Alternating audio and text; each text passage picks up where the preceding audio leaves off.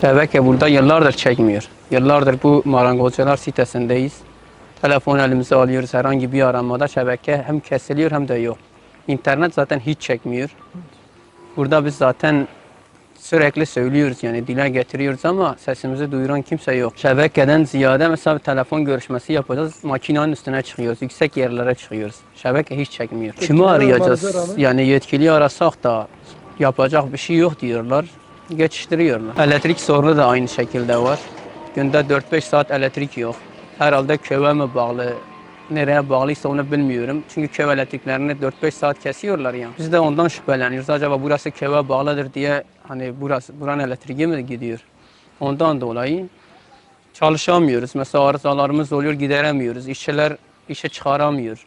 Biz de karşı tarafa mağdur oluyoruz, mahcup oluyoruz. Bu tür şeylerde sürekli diyoruz yani ne olacak bu diye ama esnaflar olarak yapacak bir şey yok diyoruz kendi aramızda. İşte sesimizi duyurmak için bizim için böylesi iyi oldu. En azından bir şey yaparlar. Yetkililerimize işte sesleniyor, şey yaparlar da artık düzeltirler durumu. Ondan dolayı yani. Şanlıurfa Siverek'te marangozlar sitesinde esnaflık yapıyorum. Burada Turkcell hattı ile ilgili çok büyük sıkıntılar çekiyoruz. Yani hatlar genelde çekmiyor. Müşterilerle irtibatımızı koparıyor. Altyapı yetersizliğinden dolayı çok büyük mağduriyet yaşıyoruz. Yani bunu yaşamaya devam ediyoruz ama burası büyük bir imalatın olduğu, çalışmaların olduğu bir sanayi sitesi. Ama biz Turkcell'den çok büyük bir sıkıntılar çekiyoruz. Bu mağduriyetin giderilmesini istiyoruz. Yetkilileri yani aradık ama bir çözüm bulamadık. Birkaç sefer aradık ama herhangi bir çözüm alamadık bu konuda. Bu mağduriyetimizin giderilmesini istiyoruz. Çünkü sonuç itibariyle yüksek faturalar da ödüyoruz bunun için. Ama verdiğimiz faturanın karşılığını alamıyoruz. Bunun için bir mağduriyetimizin giderilmesi konusunda yardımcı olursa seviniriz. Abi biz senedir burada esnafız. Telefon hatlarından dolayı bayağı şikayetimiz var. Para alıp veremiyoruz. Telefonlarımız çekmiyor, internet çekmiyor. Bayağı mağduruz burada. Turkcell'e bildirdik. Çözüm bulamadılar. Bayağı mağduruz yani. Yetkililere bildirdik çözüm bulamadılar. Marangozlar sitesindeyiz. 3 yıl öncesinden ben burada Turkcell hatla geldim. Çekmediği için hattımı değiştirmek zorunda kaldım ve Turkcell yetkililerinin de bu konuda herhangi bir çözümleri olmadı.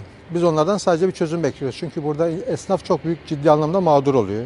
Bankalarla iletişim kuramıyoruz. Fotoğraf gönderemiyoruz. Yani hiçbir şey yok. Sıkıntı çok büyük. O yüzden millet hep Turkcell sanayide olan esnafların %80'i Turkcell'i bırakıyor. Sadece bu sorunu çözmeleri için yardım istiyoruz. 5 senedir burada esnafım. Turkcell hat kullanıyorum. Şebeke çekmiyor burada. Aramamıza, iletmemize rağmen hiç kimse ilgilenmiyor. Burada şebeke sıkıntısı çekiyoruz. İçeride konuşmak için dışarı çıkmak zorunda kalıyoruz. Dışında şebeke bazı noktalarda çekiyor, bazı noktalarda çekmiyor. Yani kesinti oluyor, yine geri geliyor yani kesintiler. Sıkıntı yaşıyoruz. Misafirlerimiz geldiği halde onların da Turkcell'ler çekmiyor. Komşularımız yani yan komşu mobilyacı, onun da Turkcell'dir ve Türk Telekom'a geçmek zorunda kalmış. Yani herkes Vodafone'a geçenler var. Hep sıkıntı yani. Bu sorunun giderilmesini istiyoruz. Gerekenlerin yapılmasını istiyoruz. O kadar. Şebekemiz çekmiyor burada. Her iki anlamda internet de çekmiyor, şebeke de çekmiyor.